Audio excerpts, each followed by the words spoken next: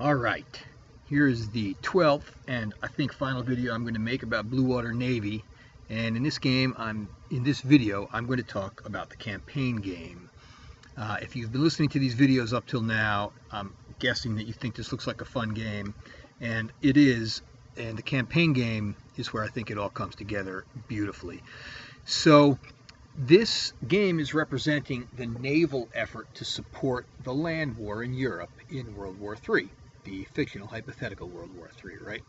And so the stuff that's going to settle the war one way or another is all happening over here in Europe, right?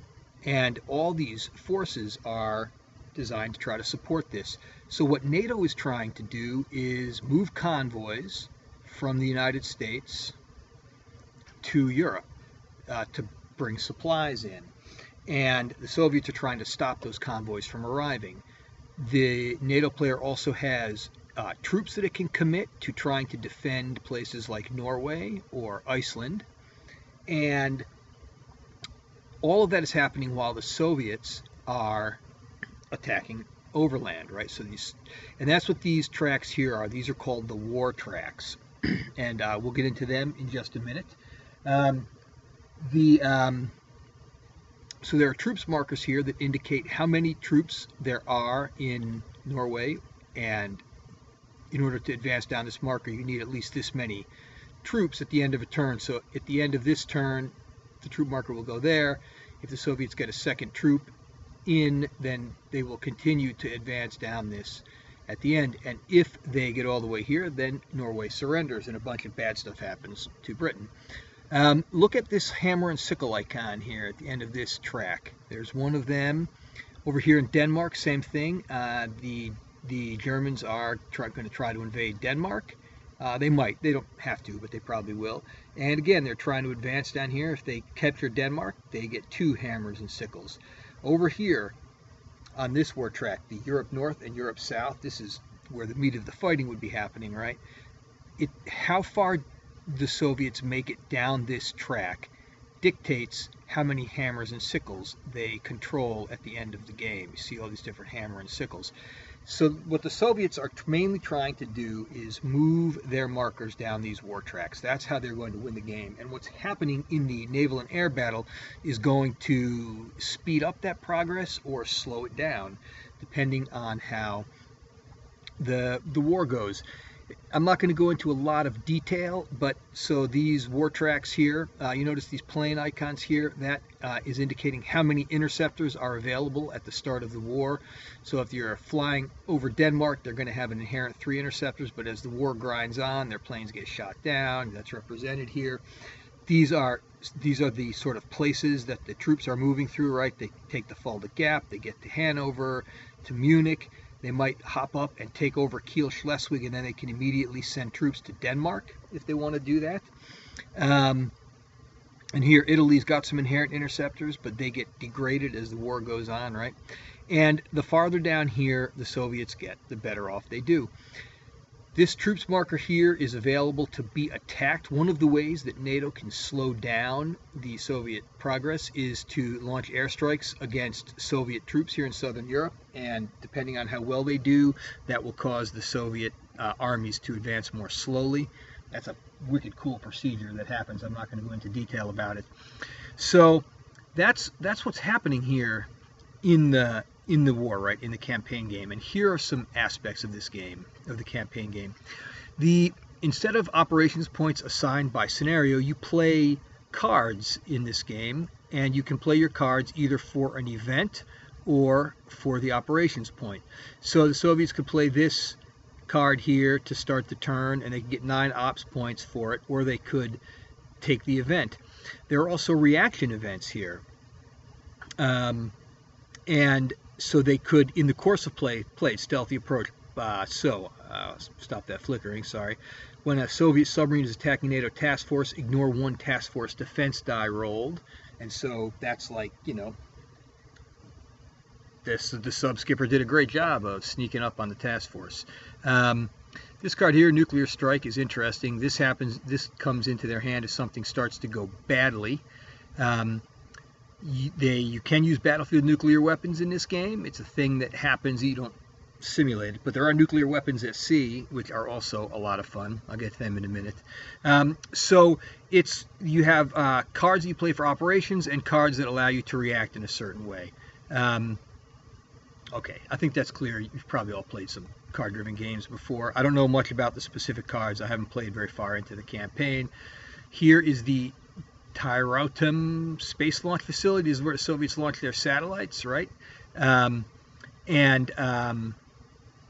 can, the Soviets can also bring some technology into play to shoot down NATO satellites. All right, so let's just talk more about this game and what goes on here and some aspects of it that I think are very cool. So over here you got first strike zones, right? The Soviets were always trying to keep their boomers in first strike zones, and there's a mechanic for at certain turns, however many payload points of first strike boomers they have in these zones, they get some first strike points in their hand, which allow them to dictate some things. Allows them, they can spend those points on certain things. So it's sort of like, as the Soviets are able to maintain a more and more credible first strike threat, it gives them an advantage in things they can do at the political level. Cuba is part of the game. Cuba begins inactive, and the Russians can use it as a base.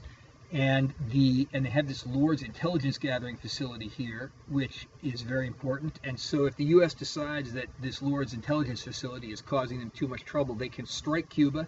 That brings Cuba into the game as an ally, but there's this very cool procedure that you do when you decide to attack Cuba to try to take it out of action, try to get that threat away from the coast of Florida. But a lot of the game is about task forces transiting the Atlantic. Something I didn't talk about earlier, capital ships in this game, when they're damaged, they can be repaired. They will go into, if they make it into port damage, they'll come back a certain number of turns later. When you play this game face to face, you do not display the contents of your task force to your opponent. So I'm going to open up the task force box. So let's find one here, task force Hammer. All the units in task force Hammer are in this box right here. When you are playing your opponent, if Task Force Hammer becomes poorly detected, you have to display one type of fighter that is part of the task force. Let me find Task Force Hammer. No, I don't even have Task Force. Yeah, there we go. You have to display one of every type of fighter that you have. So if there were two separate types of fighters, there would be another fighter showing in this box. Yet that doesn't tell the other player how many carriers you've got. It just tells them you've got at least one American carrier there. And if you have any amphibious or convoy units, you have to put them out on display as well. If the task force becomes a good detected task force, you have to pull all the units out and put them out there, and then your opponent knows exactly what it's dealing with when it's thinking about whether to mess with your task force or not. So that is an important part of the game, playing face to face, and in the scenarios it doesn't matter too much. Okay, what else is cool about this game? About this campaign game? Well, so you've got, like I said, you can invade Trondheim, you can invade Bodo. If the Soviets do invade them and capture it, they get an air base there that they can eventually make operational. They can invade Iceland. If they capture Iceland, that is going to lead to bad consequences for NATO. There's this cool mechanic where so that NATO can bring troops to Iceland and the Soviets can bring troops to Iceland, and they're trying to drive each other out. If you ever played Tank Duel with the infantry rules, it's similar to that. And when the last troop is getting ready to be withdrawn, if the United States has the Iowa on station, or if the Soviets have the Sverdlov battleship on station, they get to roll to see if the troops remain. So it's sort of like, as the enemy troops are pounding your troops, you unload those big 16-inch guns and just blast out some fire support and buy your troops some time. Maybe get enough time to bring another amphibious unit into port and unload and start pushing the Soviets back again, right? Definitely don't want to lose Iceland. And so taking these bases helps the invasion process here. So you can capture the facilities. I did a video on the actual landing procedure, which is cool. Talked about the war track. There's all kinds of things happening here on the war track that you need to know about if you're playing a campaign game. Turkey does not exist as a country with units, but if the Soviets want to get into the Mediterranean from the Baltic, they have to fly over Turkey and fight some Turkish fighters that are on the map. Syria and Lebanon are inactive allies of the Soviets that could become active through card play, or I guess if NATO wanted to bomb Tripoli, they could. I don't know why they would. We talked about Soviet boomers, right? They've got some of them at sea, and then they have up here this boomer bastion where they have a bunch of boomers floating around. So NATO wants to eliminate as many of them as they can. So when the Soviets manage to keep them safe, the Soviets get an advantage. As NATO manages to knock them down, NATO gets an advantage. And that advantage happens here as this track advances. It can cause an advance on this track, the Soviet stability track. And as this goes up, it's bad. The Soviet Union is becoming more and more unstable. And at the very end, the game ends immediately, and however many hammers and sickles the Soviets have, they get one less to count towards victory. If the game plays all the way out, it goes 12 turns, which represents 24 days. The Soviets have spies, and these spies are cool. I don't know if you've ever seen the TV show The Americans, but when I think about the spies, I completely think about the Americans and what was going on in that TV show. Highly recommend that show. It is brilliant if you're into this period in history at all. And so the Soviets can use their spies to do things like steal technology or place detection markers on task forces or hunt NATO SSBNs. Every time that you use a spy, you have to make a roll. And if you roll this number, between this number, you reduce it down to here to the point where you could lose your spy. So that represents NATO, America, basically, or not just NATO, it could be England, counterintelligence sort of rounding up sleeper cells and things like that in their country. Yeah, so again, let me again recommend the TV show The Americans. So good. Before the game starts, the Soviets can use spies to steal technology, and the technology allows them to do different things. Over here in this game, they stole torpedo technology and air-to-air missile technology to improve their attacks in those ways.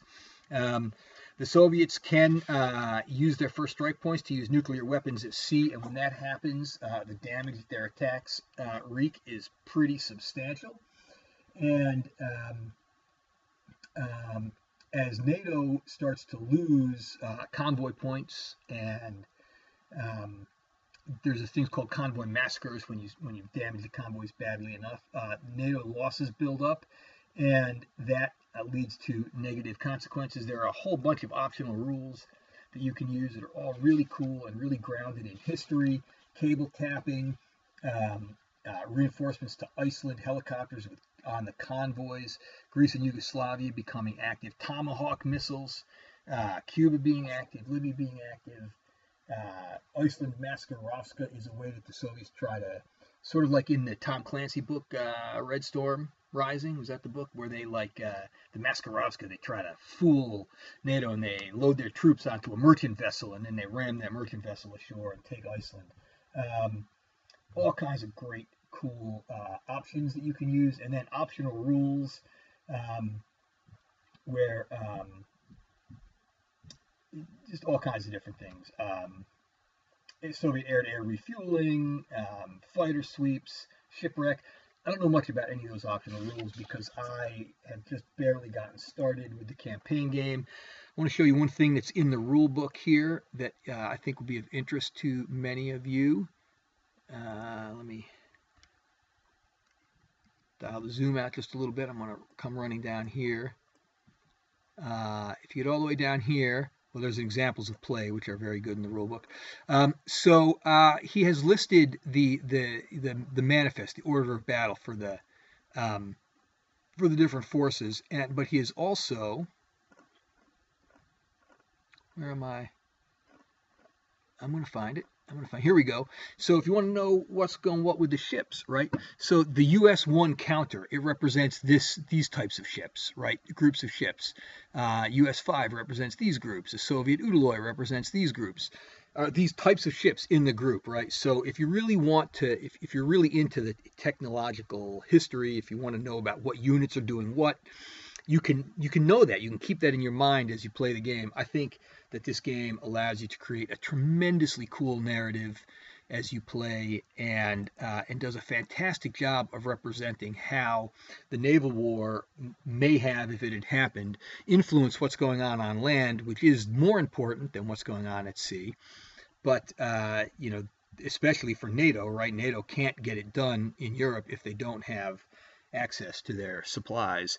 So, did I leave anything out? I don't think so. I think I covered everything I'm aware of in the campaign game. I've just started one campaign by email. I'm getting ready to solo campaign. The designer has published a solo bot for the Soviet side, so you can play against that. It's not the kind of super detailed bot that some games come with, but it gives you priorities and demonstrates what the Soviets should be trying to do in certain circumstances. I've only looked at it briefly. It looks very helpful.